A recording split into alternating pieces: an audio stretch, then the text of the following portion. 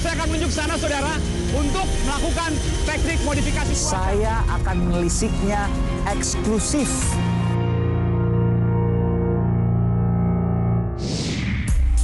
Saudara, banjir terjadi di sejumlah kota dan provinsi bergantian.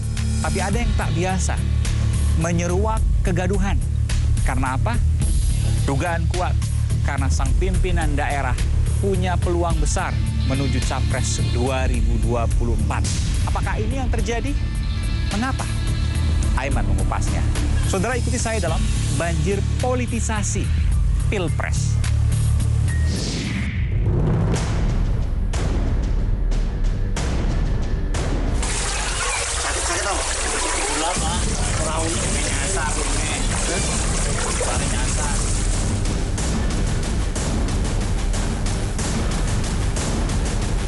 Alirannya limpahan air kiriman dari kawasan hulu dan dari kawasan tengah. Kawasan hulu itu kawasan Bogor, kawasan tengah itu kawasan Depok. Itu sekarang dalam perjalanan ke Jakarta.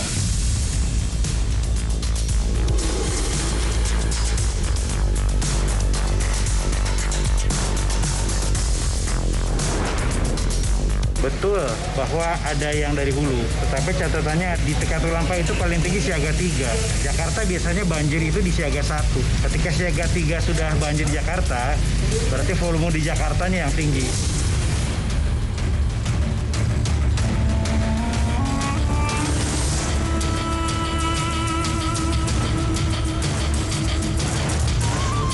Saya yang salah, semua sudah bekerja dengan baik. Ingin kemudian menunjukkan perbedaan dengan jawaban dari Pemprov DKI Jakarta Anies Baswedan. Gak ada hubungannya. Netizen itu selalu tertarik untuk mengomentari dari hal yang negatif begitu ya. Nah, kalau tuding-tudingan salah, siapa yang akan membereskan gitu? Ya sudah, yang salah saya saja.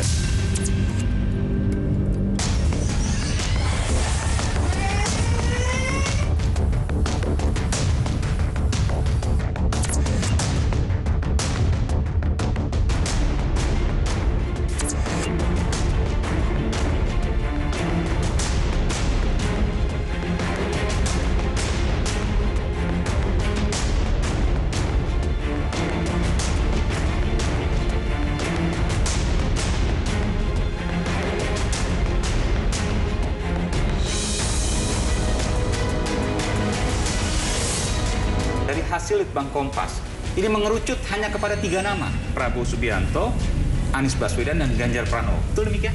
Betul, Mas.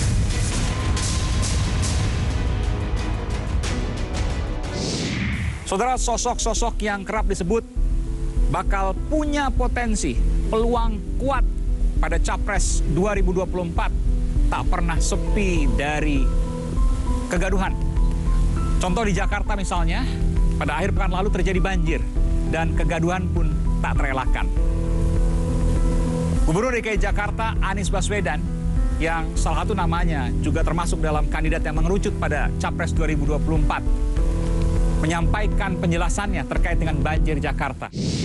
Alirannya limpahan, karena kalau teman-teman lihat di bawah, catatan bahwa air kiriman dari kawasan hulu dan dari kawasan tengah. Kawasan hulu itu kawasan Bogor, kawasan tengah itu kawasan Depok. Itu sekarang dalam perjalanan ke Jakarta. Nah, dalam perjalanan ke Jakarta itu tentu akan berdampak pada kawasan-kawasan yang ada di sekitarnya. Alhamdulillah, kawasan-kawasan utama ibu kota tidak tergenang. Permasalahan dari hulu yang disampaikan oleh Anies Baswedan dibantah oleh Wali Kota Bogor, Jawa Barat, Bima Arya. Banjir di Jakarta itu kan banyak hal ya. Betul bahwa ada yang dari hulu. Tetapi catatannya adalah di Katulampa itu paling tinggi siaga 3. Nah, Jakarta biasanya banjir itu di siaga 1. Nah, ketika siaga 3 sudah banjir di Jakarta, berarti volume di Jakartanya yang tinggi. Gitu. Itu catatan pertama. Yang kedua, bicara hulu kan bukan hanya sekedar kiriman dari Bogor atau Puncak, tetapi das menuju ke hilirnya. Ya, saya sudah menyurati Pak Gubernur waktu itu. Temuan kami dari ekspedisi Ciliwung, ya banyak perumahan liar, banyak limbah dan lain-lain gitu. Selang beberapa hari, saudara, kota Semarang juga dilanda banjir. Bahkan air masuk dan mengenangi kantor Gubernur Jawa Tengah, Ganjar Pranowo, yang juga seperti Anies masuk dalam nama-nama yang mengerucut pada Capres 2024. Pada saat itu, Gubernur Jawa Tengah Ganjar Pranowo terkejut atas apa yang terjadi. Air yang masuk ke dalam kantornya, kantor Gubernur Jawa Tengah. Saya lagi di Kudus disampaikan, Pak Ganjar kantor banjir sebelah mana? Kantor parkir yang ada di belakang, yang depan, oh tidak. Kenapa? Ini agak aneh ini, saya bilang gitu. Masa sih apa bisa kebanjiran? Belakangan, saudara, Ganjar Pranowo menuliskan dalam cuitan dalam Twitter. Ia mengatakan bahwa saya yang salah. Semua sudah bekerja dengan baik. Saya mengonfirmasi terkait dengan pernyataan Ganjar Pranowo ini pada program Sapa Indonesia Malam beberapa hari lalu. Apakah jawaban Ganjar yang menyatakan bahwa saya yang salah, semua sudah bekerja dengan baik, adalah bentuk sindiran bagi Anies Baswedan? Pak Ganjar, ini sempat kemudian ramai isi tweet yang kemudian mengungkapkan saya yang salah, semua sudah bekerja dengan baik. Ini ada dua interpretasi. Yang pertama, frustasi karena banyak dihujat. Yang kedua, ingin kemudian menunjukkan perbedaan dengan jawaban dari Pemprov DKI Jakarta Anies Baswedan. Saya harus langsung mengatakan itu. Nggak ada hubungannya. Sebenarnya begini, ketika hampir seluruh persoalan muncul, netizen itu selalu tertarik untuk mengomentari dari hal yang negatif begitu ya. Sehingga pekerjaan positif yang sebenarnya dilakukan sangat lama, rasa-rasanya kok tidak ada harganya. Orang hanya ingin melihat pokoknya hari ini banjir dan harus ada orang yang salah. Nah kalau tuding-tudingan salah, siapa yang akan membereskan gitu? Ya sudah, yang salah saya saja. Saudara, pada kesempatan lain saat wawancara dengan saya, Ganjar Pranowo mengatakan bahwa ada permasalahan curah hujan yang tinggi dan belum rampungnya infrastruktur atau pembangunan untuk menahan banjir di Jawa Tengah. Namun ketika ini disampaikan kepada publik, maka menurut Ganjar kurang tepat karena akan dianggap mencari alasan dan lain sebagainya. Sehingga muncullah pernyataan dari Ganjar Pranowo bahwa saya yang salah dan yang lain sudah bekerja dengan baik. Sebenarnya di beberapa titik teratasi dalam sistem kanal banjirnya itu teratasi. Pekerjaan ini memang belum selesai, karena belum selesai ya dengan kapas seperti itu pasti akan banjir. Tadi Anda katakan sebenarnya kalau mau dilihat ini masih ada pembangunan yang memang belum selesai dan curah hujannya kebetulan tinggi. Tapi kalau Anda beralasan itu, Anda dianggap sebagai mencari-cari alasan meskipun itu adalah faktanya. Jadi Anda mengambil tanggung jawab. Ini saya coba menyimpulkan. Benar demikian? Oh iya. Karena alasan apapun orang nggak akan terima. Lalu biasanya yang suka karena nuansa politiknya tinggi dibanding-bandingin. Saudara, apa yang sesungguhnya terjadi? Saya sampaikan informasi berikut ini. Untuk selanjutnya saya akan menuju ke Litbang Kompas untuk mengetahui benarkah ada nama-nama yang mengerucut dan langgengkah hingga 2024. Ikuti informasi berikut ini.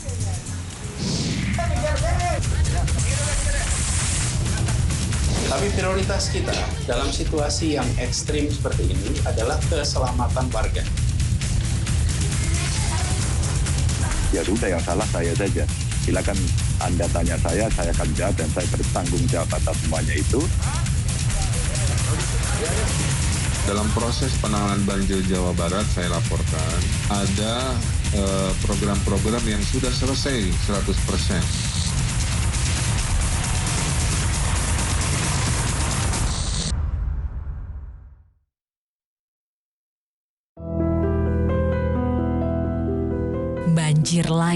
Banjir lagi. Masalah klasik menahun yang tak kunjung selesai. Perdana, tahun ini saat panggebluk corona, banjir menyambangi Jakarta dan sekitarnya. Jumlah permukiman padat, jalan protokol hingga kawasan elit lumpuh, terkepung bah. Curah hujan ekstrim menyebabkan drainase disebut jadi biang keladinya. Sistem drainase di Jakarta itu bisa menampung air sampai dengan 50 mm per hari. Ada yang sampai 100 mm per hari. Jadi kalau hujan di bawah 50 dan 100, maka saya sampaikan KPI-nya tidak boleh ada genangan. Tapi kalau hujannya di atas 50 dan di atas 100, tentu akan ada genangan. Memang saat banjir terjadi, Badan Meteorologi, Klimatologi, dan Geofisika BMKG mencatat curah hujan di Jakarta mencapai 226 mm dalam sehari. Dalam ukuran BMKG, curah hujan di atas 150 mm per hari masuk kategori ekstrim. Gubernur DKI Jakarta Anies Baswedan mengklaim selain ekstrim, kiriman air dari dataran tinggi alias hulu makin memperburuk banjir ibu kota. Air kiriman dari kawasan hulu dan dari kawasan tengah. Kawasan hulu itu kawasan Bogor, kawasan tengah itu kawasan Depok. Itu sekarang dalam perjalanan ke Jakarta.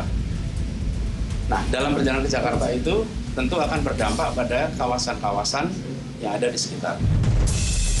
Tak hanya ibu kota dan daerah penyangganya, banjir juga melanda beberapa wilayah di Jawa Tengah. Semarang menjadi salah satu titik terparah banjir di Pulau Jawa. Dalam 1 bulan, 2 kali terjadi banjir cukup lama. Bahkan kantor Gubernur Jawa Tengah Ganjar Pranowo tak luput dari bencana. Saya lagi di Kudus disampaikan, Pak Ganjar kantor banjir sebelah mana? Kantor parkir yang ada di belakang, yang depan, oh tidak. Kenapa? Ini agak aneh ini, saya bilang gitu. Masa sih apa bisa kebanjiran? Begitu kita cek ternyata ada tembok yang roboh di belakang. Nah, tembok roboh ini ternyata di dalamnya ada pekarangan kosong yang airnya cukup menggenang cukup banyak. Tambah beberapa selokan yang airnya melimpas.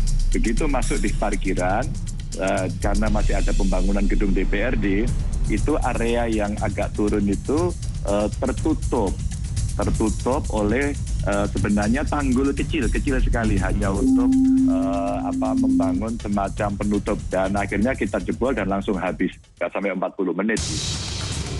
Berdasarkan catatan BMKG, curah hujan di Semarang awal Februari sangat tinggi. Jika curah hujan lebat dikategorikan 100 sampai 150 mm per hari, saat banjir terjadi, curah hujan di Semarang ekstrim, yaitu 183 mm dalam sehari. Waspada anomali cuaca pun gencar disuarakan. Yang dikhawatirkan adalah intensitas lebat hingga ekstrim dan menerusnya dari dini hari sampai besok malam hari.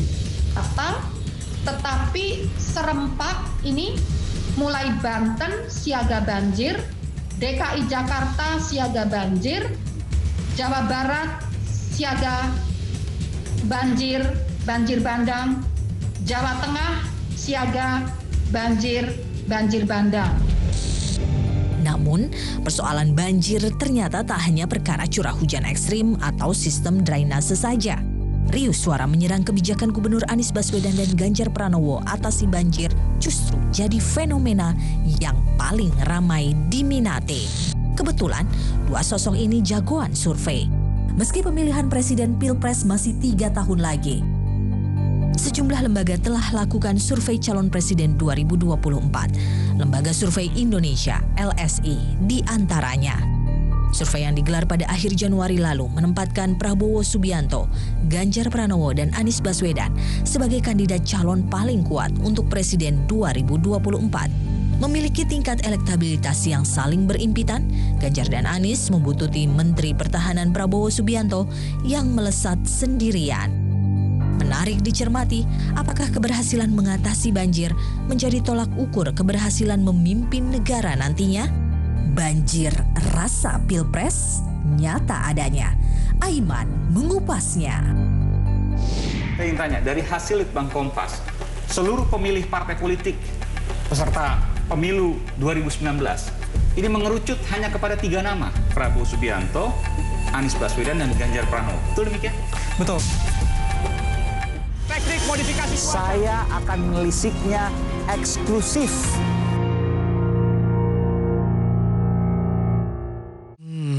Kopi apa? Delicioso! Enak! Top cappuccino. Bawakan saya cappuccino sekarang.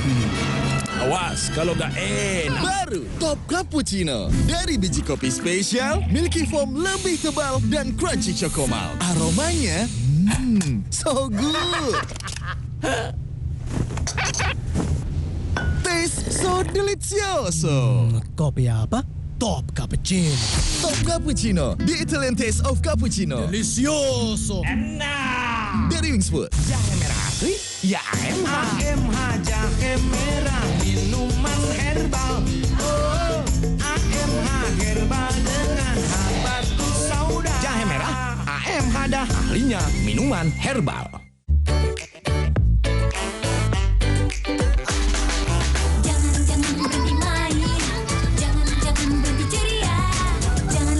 Oreo kini lebih banyak, lebih seru. Beli sekarang.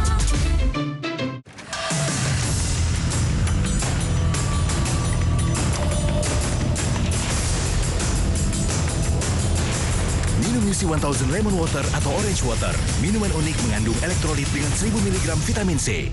Kak, HP-nya mana? Itu ada di meja. Gak ada. Sekolahku gimana dong? Posting bawa badol gak bisa. Cendolnya udah ibu bulet-buletin, gak jadi dijual dong. Kayaknya cukup deh. Yang ini ada nggak, Mas? Selalu ada jalan untuk belajar dan berkreasi. Kamu bisa awesome dengan cicilan mulai 100 ribuan dan paket data hingga 216 GB. Tetap semangat Indonesia. Pas saya lagi sendok itu es ke mulut, cut, itu ngilunya. Saya beralih ke Sensodyne dan udah nggak ada lagi tuh rasa gigi ngilu. Sekarang kata teman-teman, Yul, pelan-pelan dong makannya, kita belum kebagian nih.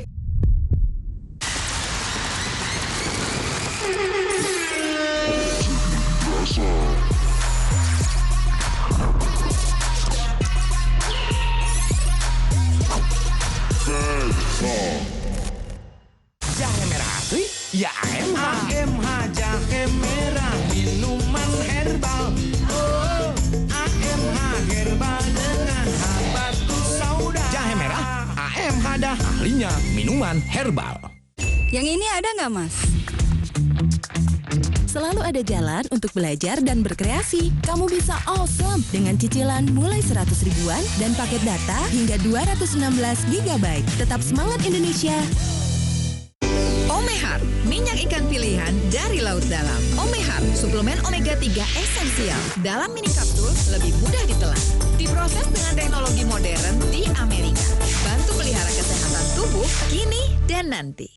Bos bawel, anak rewel, tubuh harus tetap well. Minum MyWell Vitamin C Plus Zinc. Baru MyWell Vitamin C Plus Zinc. Bantu jaga imun well 24 jam. Lambung tetap well. MyWell tetap well 24 jam.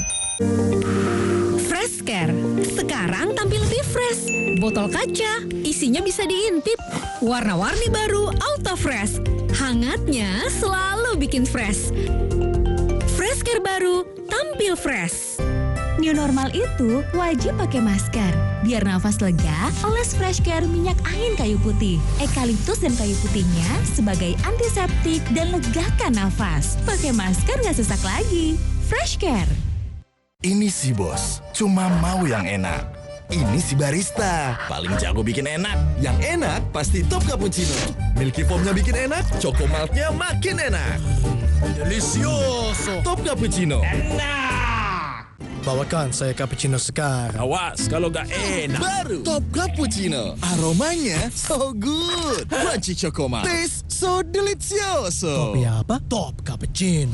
Top Cappuccino, the Italian taste of cappuccino dari Wingsfood. Kopi apa? Delicioso. Top Cappuccino. Teknik modifikasi saya akan menelisiknya eksklusif. Saudara, saya menyambangi dapur Litbang Kompas, penelitian dan pengembangan harian Kompas, yang kemudian saya akan menanyakan, karena bukan hanya soal survei di 2021 terkait dengan pengerucutan nama-nama calon presiden. Pernah juga Litbang Kompas melakukan penelitian di tahun 2011, persis 10 tahun lalu, untuk memprediksi hasil Pilpres di 2014. Saya mengupas semuanya, ikut saya akan masuk ke dalam. Dan saudara, saya sudah berada bersama dengan Mas Dedi Afrianto. Ia adalah peneliti Litbang Kompas. Mas Dedi, sehat selalu. Sehat selalu, Mas. Iya. Mas, sebelum saya bertanya soal ada partai politik, ternyata ada pengerucutan nama untuk Pilpres 2024. Apakah terkait banjir atau tidak, nanti kita bicara soal itu. Siap. Tapi sebelumnya, saya ingin mengetahui dapur dari Litbang Kompas. Boleh ya, Mas ya? Baik, Mas Herman. Nah, kebetulan di belakang sini ya. Oke, kita masuk, Mas ya. Saudara, ini adalah dapur Litbang Kompas di mana dilakukan pengumpulan data terkait dengan bagaimana kemudian masyarakat diminta untuk memberikan opininya, begitu ya? Betul. Iya, kita masuk ke dalam ruangan Litbang Kompas. Izin ya Mas ya? Silakan Mas Aiman. Oh, ini lagi sibuk untuk nelfon ya? Betul, jadi sedang melakukan jejak pendapat. Oke, untuk topiknya? Topiknya sekarang tentang Undang-Undang ITE. Oke. Yang sedang kita lakukan, kira-kira seperti apa pandangan masyarakat terkait undang-undang ini. Oke. Berapa responden? Targetnya minggu ini 1.000. 1.000 responden. Dikerjakan dalam berapa hari itu? Dikerjakan oleh 16 Polstar dan butuh waktu sejak hari Selasa hingga hari Sabtu. Oke, sekitar 5 hari lah ya. 5 hari Selasa sampai Sabtu, ini 16 Polstar ini lagi nelfon ini ya? Betul, 16 kita bagi 2 tempat Mas Aiman. Karena untuk protokol kesehatan. Oke, jadi selang-seling ini saya lihat ya. Betul. Kita lihat saudara bagaimana kemudian mereka menelpon. Kalau nanti setelah masak saya telepon kembali boleh Ibu? Jam berapa kira-kira Ibu bisanya? Jam 4, oke jam 3 atau jam 4 saya telepon kembali boleh ya Bu ya? Ya terima kasih Ibu, mohon maaf mengganggu, selamat siang. Karena nggak semuanya juga bersedia untuk menjawab kan? Betul, terkadang ada yang menolak, kita hargai pendapat mereka untuk menolak dan kita mencari narasumber yang lain. Datanya dari mana? Kita data lapangan Mas Aiman, jadi data lapangan dari 2.000 responden yang kita lakukan tatap muka, kemudian kita kumpulkan datanya itu untuk polling mingguan. Sebelumnya udah pernah ketemu begitu ya? Betul. Untuk polling tatap muka ya? Ini adalah hasil yang kemudian bisa direkapitulasi. Ini baru sementara hasilnya ya? Yang setuju 302, yang tidak setuju 265, yang tidak tahu 36, total ada 603. Jadi hampir 50-50 nih. Ya, yang setuju upaya menghapus atau merevisi Undang-Undang ITE ini 50,1%, yang tidak setuju 43,9% ya. Iya. Oke, tapi belum, ini baru berapa nih? Baru 600 dari 1.000, masih ada 400 lagi yang kurang. Dan saudara, saya akan lanjutkan wawancara saya terkait dengan Pilpres, banjir, dan tokoh-tokoh yang mengerucut ke sejumlah nama. Ikuti saya. Ya, kita sudah keliling tadi di dapur Litbang Kompas. Sekarang saya ingin mewawancari soal, ya, ini kita bicara soal banjir politisasi Pilpres. Jadi apapun yang terjadi, apalagi kalau kaitannya dengan ketiga nama, katakanlah Pak Prabowo, Pak Anies Baswedan, dan Pak Ganjar Pranowo, itu pasti gaduhnya luar biasa, termasuk soal banjir. Saya ingin tanya, dari hasil Litbang Kompas, seluruh pemilih partai politik peserta pemilu 2019 ini mengerucut hanya kepada 3 nama, Prabowo Subianto, Anies Baswedan, dan Ganjar Pranowo. Betul demikian? Betul, Mas Aiman. Jadi ini survei periodik sebetulnya yang dilakukan oleh Litbang Kompas pada 27 Desember hingga 9 Januari lalu. Jadi kita coba melakukan tracking sebetulnya sejak Oktober 2019, itu 6 bulan setelah Pilpres, kemudian Agustus 2020, dan Januari 2021. Dan hasilnya nggak banyak berbeda? Hasil tidak banyak berbeda. Pertama, Pak Prabowo tetap yang paling teratas dalam berbagai survei yang kita lakukan. Kemudian yang kedua, muncul tokoh-tokoh alternatif. Jadi nama Pak Ganjar, Pak Anies Baswedan, kemudian Tri Risma hari ini, Sandiaga Uno, itu sudah mulai dilirik oleh masyarakat. Ini menarik bahwa hingga saat ini sebetulnya belum ada intervensi politik dari partai manapun. Artinya setelah Pilkada 2020 hingga saat ini partai belum melakukan gerakan apapun untuk pencalonan presiden. Nah, ternyata tanpa ada intervensi pun masyarakat sudah mulai mencari calon-calon alternatif ini. Seperti itu. Nah, dari mana Anda bisa mengatakan? Kan bisa saja kemudian Litbang Kompas yang menanyakan siapa sih calon presidennya atau sudah ada pilihannya. Kenapa Anda mengatakan bahwa masyarakat sudah memilih saat ini mereka? Kita melakukan survei di pada 2.000 responden di 34 provinsi, dan pertanyaan adalah pertanyaan terbuka. Jadi jika saat ini Pilpres dilakukan, siapa calon yang Anda pilih? Jadi itu top of mind atau jawaban utama dari masyarakat seperti itu. Jadi memang ini menggambarkan bahwa pilihan utama masyarakat adalah memang sudah mulai beralih kepada calon-calon alternatif seperti itu. Akankah hasil-hasil ini tadi 3 nama yang mengerucut dan juga ada nama-nama yang kemudian membututi, ada Pak Prabowo, Mas Anies, Mas Ganjar, kemudian Sandiaga Uno, Bu Risma, akankah ini kemudian tetap berada hingga 2024? Nah, ini menarik. Tadi seperti yang saya sampaikan, belum ada intervensi politik dari partai manapun. Nah, bisa saja ini berubah seandainya nanti ada gerakan-gerakan atau manuver-manuver yang dilakukan oleh partai politik. Jangan lupakan bahwa di tahun 2011, ketika Litbang melakukan jajak pendapat, saat itu belum ada nama Pak Joko Widodo. Oh, 2011? 2011. Kebetulan persisnya 2011, 2021. Betul. 2011 itu menjelang Pak SBY 2 periode ya, selesai. 2 tahun setelah Pilpres 2009. Iya. Dan 2021 nanti 2024 Pak Jokowi nggak bisa mencalonkan lagi. Betul. Dan itu Pak Jokowi pada 2011 nggak masuk namanya. Belum ada. Tapi bisa jadi presiden 2014. Bisa jadi presiden karena ada faktor Pilgub 2012 seperti itu. Nah ini menarik karena Undang-Undang Pemilu belum direvisi. Kemudian Pilgub atau Pilkada masih serentak 2024. Tentu nanti konfigurasi politiknya akan berbeda. Oke. Ini kita bicara soal 2022 yang kemungkinan besar akan terhapuskan pilkada dan 2023. Di situ ada Anies Baswedan yang nggak bisa ikut, ada Ridwan Kamil yang nggak bisa ikut, ada Ganjar Pranowo yang nggak bisa ikut. Semua ini bisa mengubah peta yang didapatkan oleh Litbang Kompas. Siapa saja yang terkuat nanti untuk kandidat Capres 2024. Bisa berubah? Tentu ini masih dinamikanya masih cukup kental ya Mas Aiman. Artinya memang jika panggung-panggung politik tidak dimiliki oleh para tokoh ini pasti memang akan berdampak kepada pilihan politik dari masyarakat. Tapi setidaknya saat ini dengan popularitas yang dimiliki, dengan jabatan yang dimiliki oleh tokoh-tokoh ini, memang mereka masih menjadi pilihan utama setidaknya hingga saat ini. Kenapa? Saya tertarik tadi. 2011 Pak Jokowi nggak masuk survei Litbang Kompas, tapi 2014 jadi presiden. Betul. Karena ada Pilgub di 2012 dan Pak Jokowi menang pada waktu itu. Dan langsung kemudian namanya naik.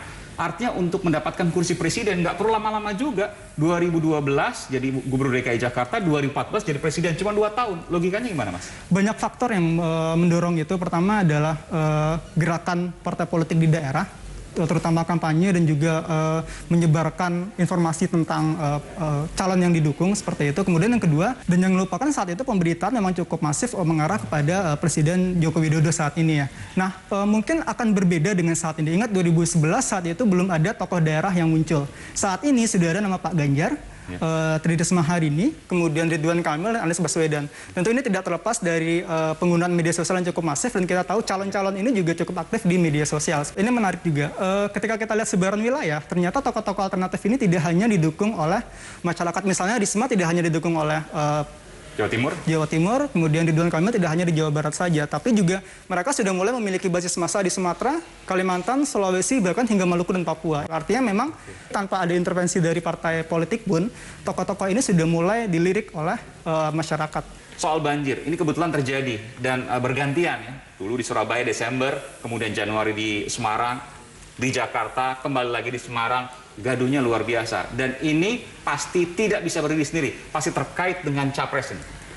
Baik, sebetulnya kita tidak melihat secara langsung ya, apakah pilihan itu terkait dengan bencana di satu daerah atau mungkin terkait dengan isu yang sedang berkembang di daerah tersebut. Kita murni melihat sebetulnya siapa tokoh utama yang mereka pilih tanpa mempertimbangkan alasan-alasan itu. Karena tadi Anda mengatakan media sosial, artinya setiap event apapun, mau banjir, mau positif, mau negatif, itu pasti digunakan oleh para pendukung dan juga hatersnya untuk kemudian mempengaruhi. Dan efeknya adalah bagi para pemilih. Salah satunya begitu, tapi jangan dilupakan juga bahwa menurut data BPS 2019, belum semua masyarakat Indonesia menggunakan media sosial. Pengguna internet di Indonesia, individu, itu hanya 50% dari total jumlah penduduk. Jadi memang masih ada separuh lagi yang belum menentukan pilihan, 50% ini juga menentukan seperti itu. Baik, terima kasih. Terima kasih Mas Dedi Afrianto, peneliti Litbang Kompas, telah memberikan informasi di program Aiman. Baik, terima kasih Mas.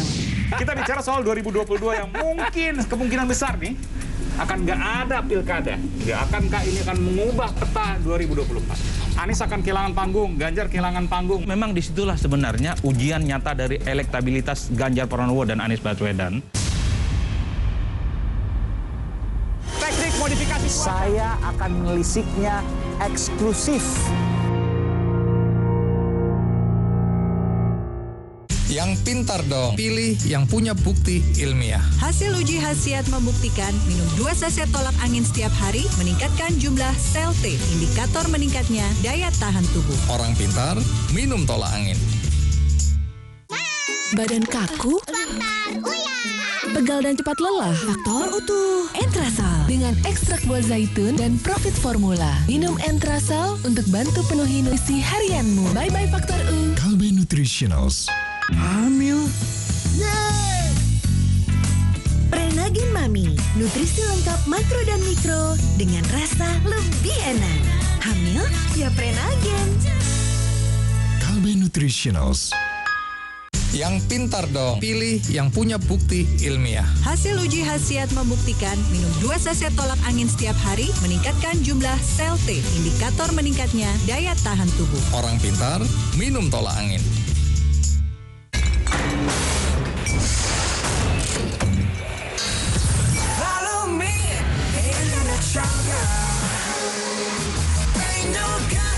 Hidupkan semangatmu. Scan dan dapatkan Coke Ayo sekarang. Jahe merah asli, ya AMH. AMH jahe merah, minuman herbal. Oh, AMH herbal dengan habatus sauda. Jahe merah, AMH dah ahlinya minuman herbal. Hai guys, apa iya cuma buat nyegerin gerah kita harus semprot-semprot buang-buang air? Nyatanya, Sprite tetap dengan lemon lime yang nyegerin gerah. Kini, botolnya jernih biar gampang didaur ulang. Sprite nyatanya nyegerin gerah. Omehar, minyak ikan pilihan dari laut dalam. Omehar, suplemen omega 3 esensial. Dalam mini kapsul, lebih mudah ditelan. Diproses dengan teknologi modern di Amerika. Bantu pelihara kesehatan tubuh kini dan nanti. Bos bawel, anak rewel, tubuh harus tetap well. Minum MyWell Vitamin C plus Zinc. Baru MyWell Vitamin C plus Zinc. Bantu jaga imun well 24 jam. Lambung tetap well. MyWell tetap well 24 jam.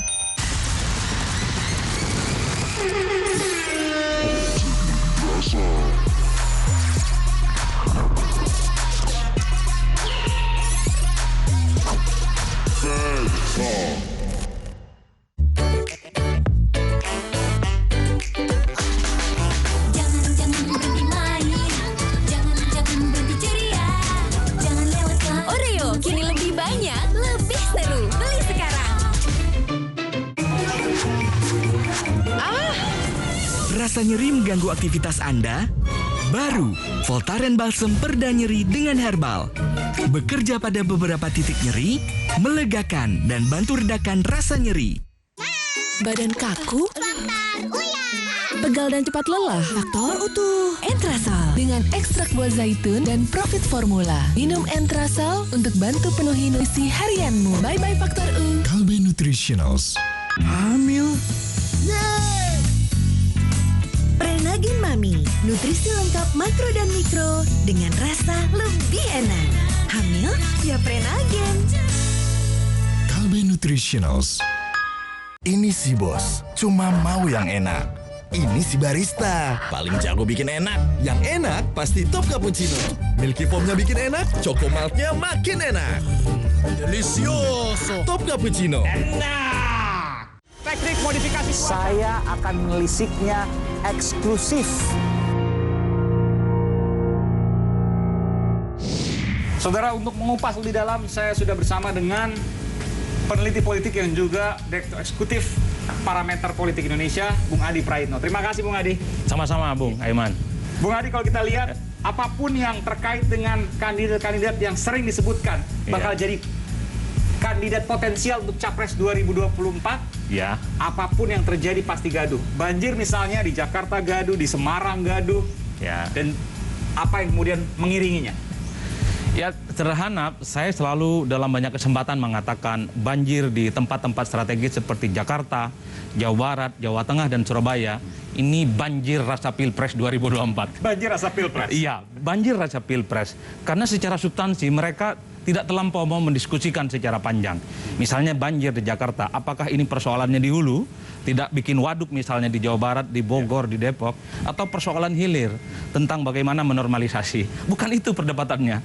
Tapi orang kemudian melihat, wah ini sebatas pencitraan, banyak cerita, dan orang cenderung melihat kok cuman Anies yang dibully. Tapi di Jawa Tengah yang berhari-hari, Ganjar nggak dibully. Jawa Barat yang kerendam, Bekasi, Depok, Pondok Gede, juga orang tidak membuli Ridwan Kamil. Artinya, orang sudah mulai dalam tanda kutip membidik kelompok-kelompok dan tokoh tertentu yang dianggap potensi maju dan siapa yang harus diturunkan. Meskipun Pak Ganjar Pranowo juga banyak kemudian diserang juga ketika kemudian banyak serangan, lalu Ganjar Pranowo menulis dalam Twitternya, saya yang salah, semua sudah bekerja dengan baik. Ini soal pola komunikasi. Ganjar dalam konteks ini harus diakui unggul. Ketika orang banyak menyalahkan Ini dirinya. komunikasi yang unggul sungguhnya. Komunikasi yang unggul. Ketika Ganjar menyatakan bahwa dia yang bersalah dan bertanggung jawab, satu poin bagi masyarakat kita, ini adalah satu kewibawaan, adalah satu kedewasaan berpolitik seorang pemimpin negara. Bandingkan dengan Anies, orang sebenarnya ingin berharap kalau betul banjir saat ini hanya selesai dalam sehari, tunjukkan apa yang sudah dilakukan.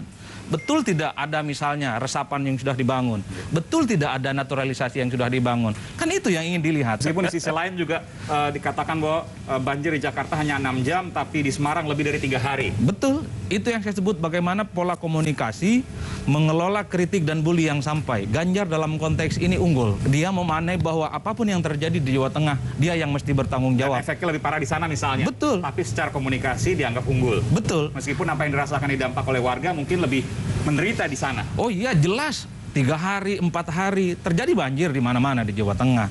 Tapi kenapa bulian terhadap Ganjar agak berkurang? Karena Ganjar sudah merasa dirinya bertanggung jawab dan bersalah.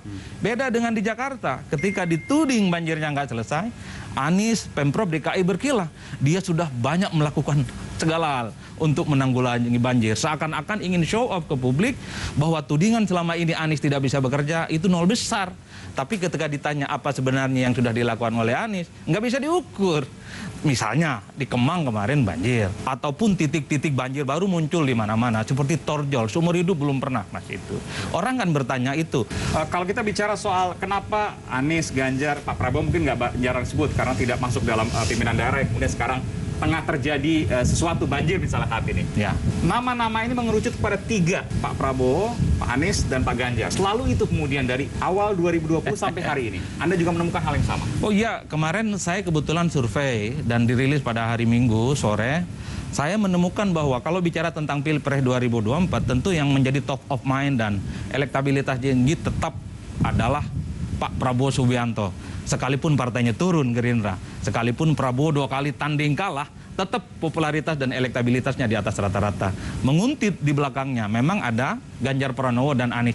Ini saling salip menyalip, Mas. Desember saya juga survei, itu Ganjar di atas Anies. Kemarin waktu saya rilis, Anies di atasnya. Tapi selisihnya cuma 1 poin. Dalam logika survei, ini kan margin of error, masih agak susah sebenarnya siapa yang bisa disebut unggul secara maksimal. Sekalipun Anies dan Ganjar punya elektabilitas di bawah Prabowo, problemnya adalah 2 sosok ini tidak oke banget sebenarnya. Bandingkan dengan Jokowi. Dulu baru setahun di Jakarta, dia sudah bisa mengalahkan elektabilitasnya Prabowo, mengalahkan elektabilitasnya Megawati, bahkan SBY. Karena waktu itu kan nggak ada lawan, belum ada medsos yang luar biasa. Betul. Sekarang banyak sekali kemudian medsos dan kemudian banyak mengangkat dari sejumlah nama, nggak hanya satu, ada Bu Risma juga, ada Mas Sandi juga, macam-macam. Betul, kalau itu rasional, justru di tengah banyaknya medsos semacam ini, Anies dan Ganjar bisa di angka 11, 12, puncaknya sebagai gubernur. Anies sudah 3,5 tahun, tapi elektabilitasnya masih di angka 11, 12, sementara Prabowo di angka 20. Begitupun dengan Ganjar Pranowo, sudah memasuki periode kedua jadi gubernur, tapi elektabilitasnya masih datar-datar saja. Intinya apa? 2 kandidat ini di belakang Prabowo, kalau ingin menuju jalan panjang di 2024, memang harus bikin satu hentakan momentum politik. Entah itu apa, mereka justru yang lebih tahu. Orang belum melihat satu diferensiasi politik yang dilihat pada Anies, kemudian pada Ganjar Pranowo. Apa yang spesial bagi mereka? Enggak. Satu-satunya yang spesial, kenapa mereka selalu muncul dalam radar survei? Karena mereka selalu terbuka dengan apa yang mereka lakukan melalui medsosnya. Disitulah kemudian banjir pujian sekaligus banjir cacian. Betul. Kita bicara soal 2022 yang mungkin kemungkinan besar nih akan nggak ada pilkada. Ya, akankah ini akan mengubah peta 2024? Anies akan kehilangan panggung, Ganjar kehilangan panggung. Meskipun Pak Ganjar misalnya masih bisa kemudian seperti Bu Risma ditarik menjadi menteri. Kalau Anies saya rasa sulit karena dianggap persepsinya adalah oposisi. Ya. Nah, saya membaca memang disitulah sebenarnya ujian nyata dari elektabilitas Ganjar Pranowo dan Anies Baswedan. Apakah setelah tidak menjadi gubernur, elektabilitasnya bisa merangkak naik atau justru terjun bebas? Tidak ada jaminan Ganjar bisa jadi menteri. Apalagi sudah memasuki tahun ketiga kepemimpinan Presiden Jokowi. Begitupun dengan Anies, akan sepi job, nganggur selama 2 tahun. Disitulah apakah Anies bisa mempertahankan performa politiknya untuk berada di orbit kekuasaan politik. Saya selalu mengatakan kalau Anies bisa menjaga stamina politiknya, saya kira dia tetap akan diperhitungkan menjadi lawan yang cukup tangguh di 2024. Kenapa? Karena kalau melihat spotlight politik 2024 yang non pemerintah hanya ada nama Anies Baswedan, tidak ada yang lain. Nah, Anies diuntungkan karena dia satu-satunya dari kubu oposisi non pemerintah yang saat ini leading. Masih dinamis apa yang terjadi di depan, apalagi 2022 masih tantanya meskipun kemungkinan besar tidak akan ada pilkada. Apapun yang terjadi saat ini, mau banjir, mau positif, mau negatif, pasti akan gaduh karena melibatkan nama-nama yang mengerucut ini. Betul, ini yang saya sebut bahwa kekisruhan, kegaduhan terkait banjir saat ini juga sangat terkait dengan polarisasi politik. Justru orang lebih banyak tertarik bicara jalan panjang 2024 ketimbang bagaimana menyelesaikan air ini tidak meluap. Terima kasih. Bung Adi Praitno, peneliti politik yang juga Direktur Eksekutif Parameter Politik Indonesia. Terima kasih telah memberikan informasi di program Aiman. Sama-sama, Bos. Sehat selalu, Mas. Kalau begitu, pengelola daerah harus bekerja dong, sedang melakukan upaya untuk penanganan banjir, tapi banjirnya ekstrim terus. Ya akan terjadi banjir terus. Ini bagaimana kemudian? Setiap mau masuk November, sebelumnya sudah harus bersiap gitu. Teknik modifikasi cuaca. Saya akan melisiknya eksklusif. Yang pintar dong, pilih yang punya bukti ilmiah. Hasil uji khasiat membuktikan minum 2 saset tolak angin setiap hari meningkatkan jumlah sel T, indikator meningkatnya daya tahan tubuh. Orang pintar, minum tolak angin. Jahe merah asli, ya AMH. AMH jahe merah, minuman herbal. Oh, AMH herbal dengan habatus sauda. Jahe merah, AMH dah ahlinya minuman herbal. Yang pintar dong, pilih yang punya bukti ilmiah. Hasil uji khasiat membuktikan minum 2 saset tolak angin setiap hari meningkatkan jumlah sel T, indikator meningkatnya daya tahan tubuh. Orang pintar, minum tolak angin.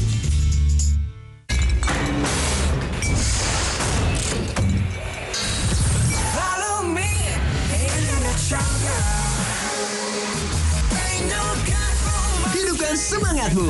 Scan dan dapatkan Coke Ayo sekarang.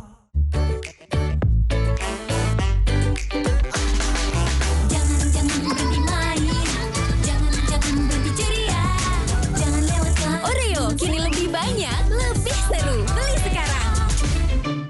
Jahe merah asli, ya AMH. AMH jahe merah, minuman herbal. Oh, AMH herbal dengan habatus sauda. Jahe merah, AMH dah ahlinya minuman herbal.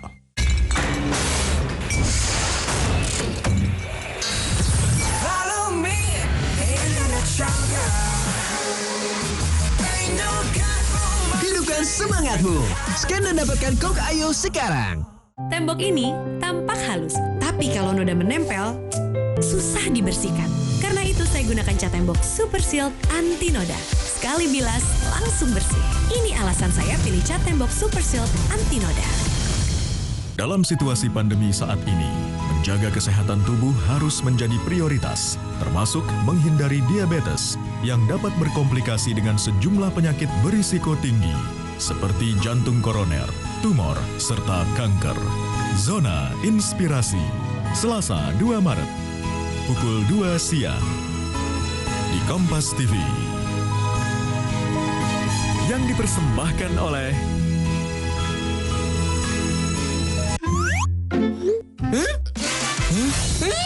Pilih mana? Presti, segerin pikiran buat maduin pilihan. Kayak Presti, paduin aja. Sayang, yuk.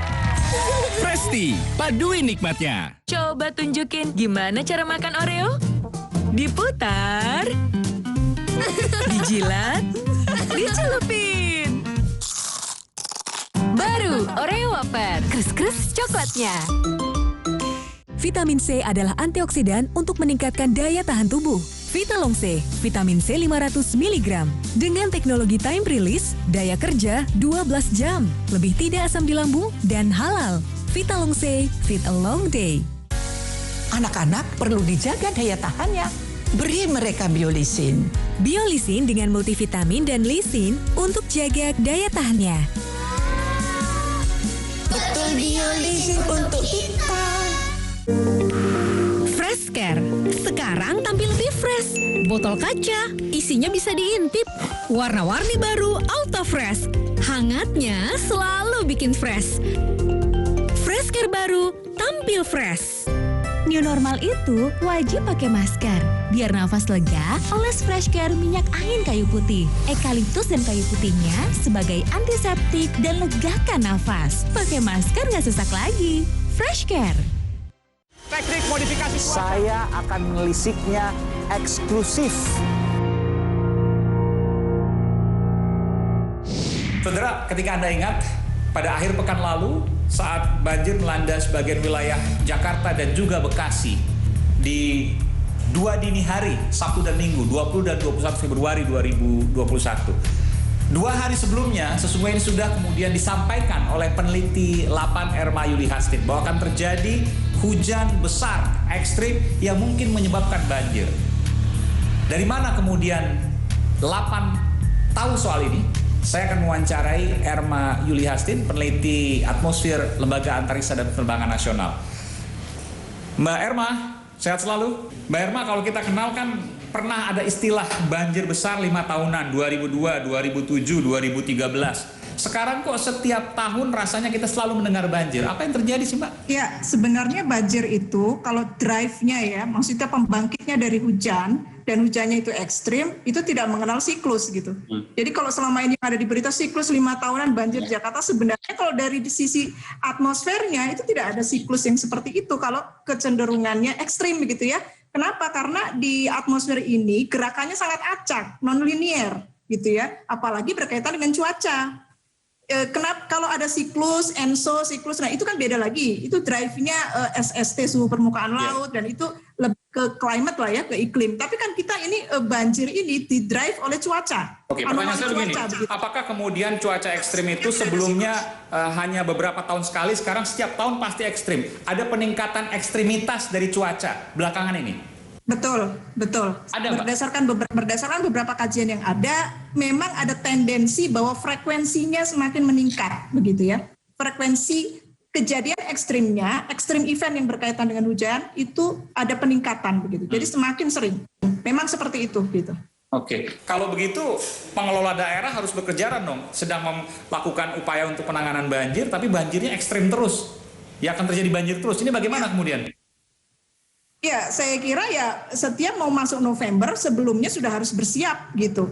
Karena kan November itu adalah onsetnya. Onset itu ibaratnya bahwa ini sudah mau masuk nih ke musim hujan. Atmosfer sudah mulai mengalami dinamika-dinamika yang menunjukkan identifikasi musim hujannya sudah mulai ada begitu ya. Eksis gitu, sudah mulai eksis. Sehingga udah harus dipersiapkan sejak bulan kemaraunya ya, justru ya musim kemarau sebelumnya. Dan ketika start masuk November itu sudah masuknya kepada persiapan yang sifatnya adalah sistem early warning. Artinya ke depan ini Mbak, kalau kita bicara harus siap untuk hujan dengan intensitas berapa? Kalau kita bicara normalnya kan hujan lebat 100 sampai 150, tapi yang terjadi 183 di Semarang misalnya, 226 di Jakarta, bahkan tahun lalu 377 mm.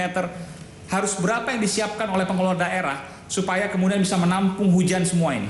Ya, kalau sekarang misalnya kan saya nggak tahu nih infrastruktur yang sekarang yang sudah disiapkan oleh Jakarta misalnya 100 itu maksimal berapa? 100 mm, jauh. 100, masih 100. Berarti harus setidaknya minimal 2 kali lipat dari yang sekarang. 200 mm. Iya, 200. 200 itu kan sudah kategorinya ya memang sudah ekstrim gitu ya, sudah ekstrim. Karena kan nanti ada akumulasi juga dan sebagainya gitu. Tapi kalau 200 mm saluran air katakanlah sudah disiapkan, hujannya 377, apakah terjadi banjir? Bisa seperti itu juga gitu.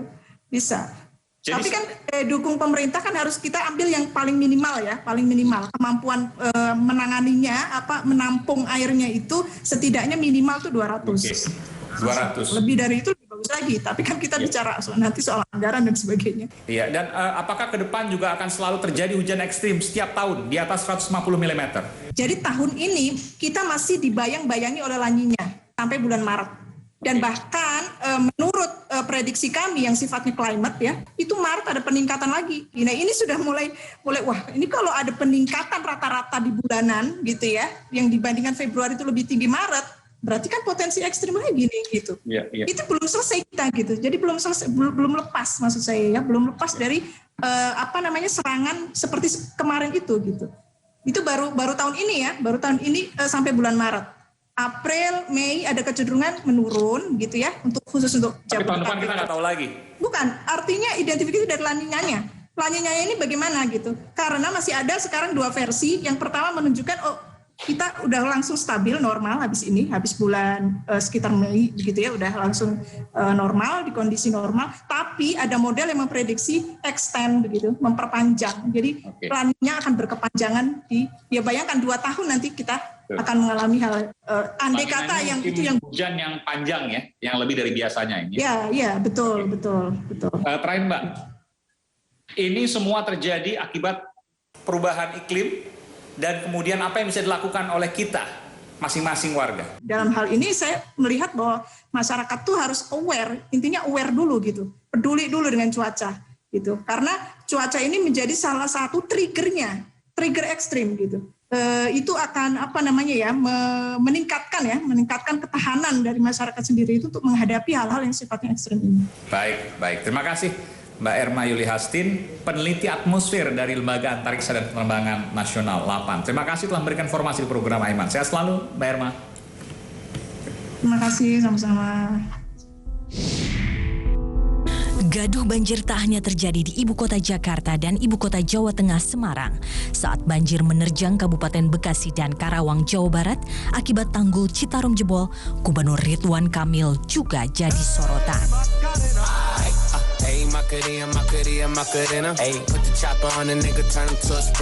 Teknik modifikasi saya akan melisiknya eksklusif.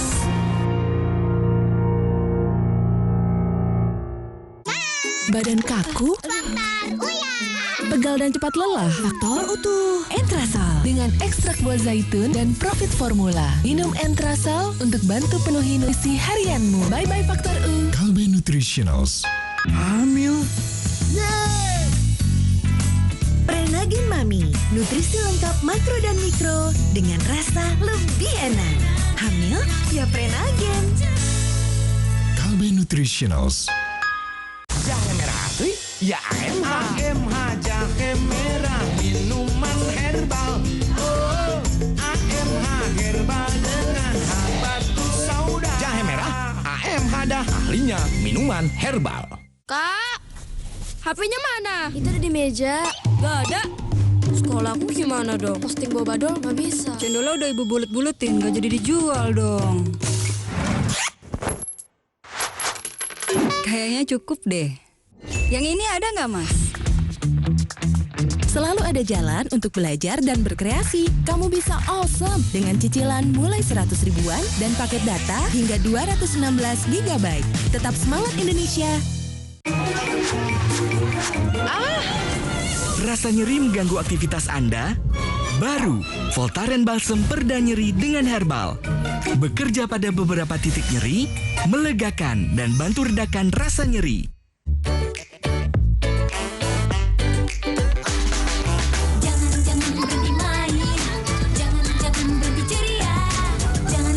Oreo kini lebih banyak, lebih seru. Beli sekarang.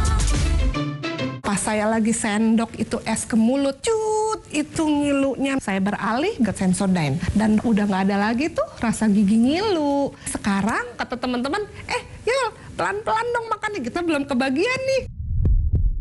Jahe merah ya AMH jahe merah, minuman herbal.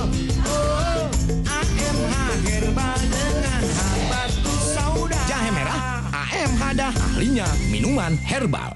Coba tunjukin gimana cara makan Oreo. Diputar, dijilat, dicelupin. Baru Oreo Wafer, kris-kris coklatnya.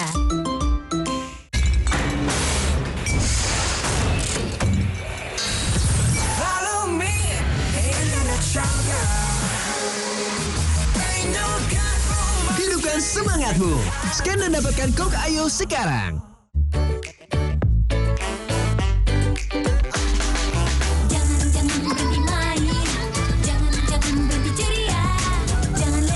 Oreo kini lebih baik. Buatkan saya cappuccino sekarang. Awas kalau gak enak. Baru Top Cappuccino. Aromanya so good. Crunchy Chocomal. Taste so delicioso. Top apa? Top Cappuccino. Top Cappuccino. The Italian taste of cappuccino dari Wingswood.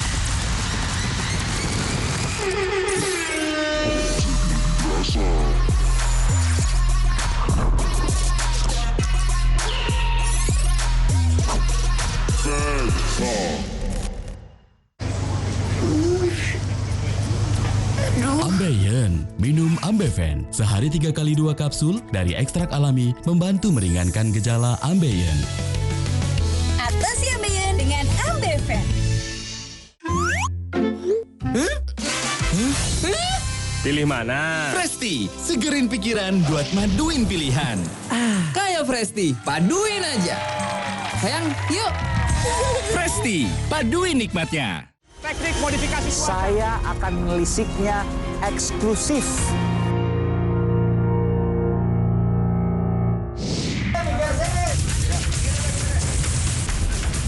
Tapi prioritas kita dalam situasi yang ekstrim seperti ini adalah keselamatan warga. Ya sudah, yang salah saya saja. Silakan Anda tanya saya akan jawab dan saya bertanggung jawab atas semuanya itu. Dalam proses penanganan banjir Jawa Barat, saya laporkan ada program-program yang sudah selesai 100%.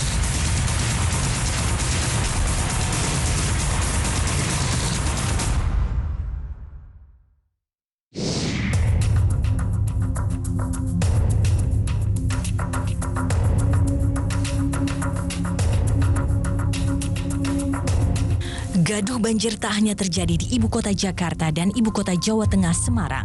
Saat banjir menerjang Kabupaten Bekasi dan Karawang, Jawa Barat, akibat tanggul Citarum jebol, Gubernur Ridwan Kamil juga jadi sorotan. Aksinya bermain TikTok dengan artis Cinta Laura saat kunjungan kerja di Melbourne, Australia, jadi sindiran.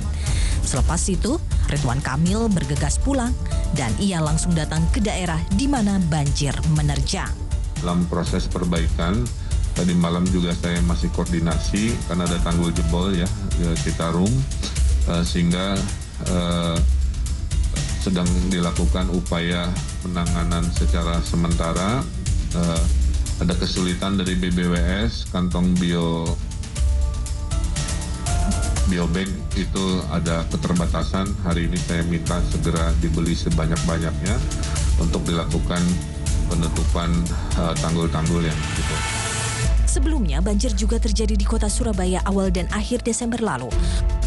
Wali Kota Surabaya saat itu, Tri Risma hari ini tak luput jadi cibiran atas kebijakannya menangani banjir. Yang kita lakukan adalah kita menambah kapasitas pompa, kapasitas saluran, kemudian juga permainan pintu-pintu air. Banjir memang tak bisa dilepaskan dari sisi penyebab dan penanganannya. Siapapun pemimpinnya, apapun kebijakannya, persoalan banjir seperti tak ada habisnya. Apakah ini suatu kebetulan? Karena sosok-sosok yang ramai dibicarakan punya kesempatan besar di masa depan. Bukan tanpa alasan, karena sejak awal tahun 2020, hasil survei selalu berputar pada nama-nama populer perebut kursi presiden.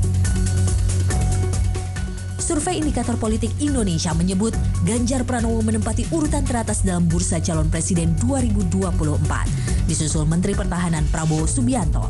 Kemudian posisi selanjutnya Gubernur DKI Jakarta Anies Baswedan. Lalu di bawahnya ada nama Sandiaga Uno yang kini menjabat Menteri Pariwisata dan Ekonomi Kreatif, dan juga nama Gubernur Jawa Barat Ridwan Kamil.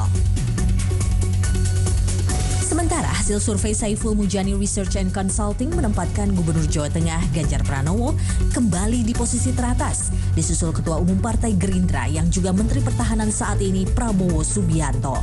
Selanjutnya ada nama Gubernur Jakarta Anies Baswedan, Menteri Pariwisata dan Ekonomi Kreatif Sandiaga Uno, dan Gubernur Jawa Barat Ridwan Kamil.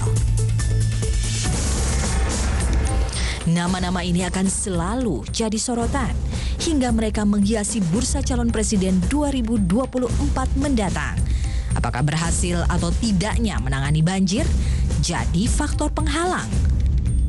Bisa jadi hambatan.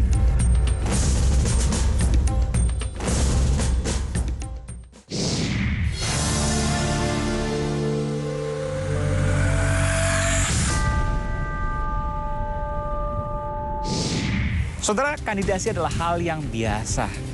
Nama-nama bisa terus menggema. Karena dalam politik, tak ada hal yang mustahil. Kegaduhan adalah bunga dari demokrasi. Tapi bencana ya harus tetap diatasi. Karena warga butuh kerja pasti. Saudara, saya Aiman Wicaksono. Salam.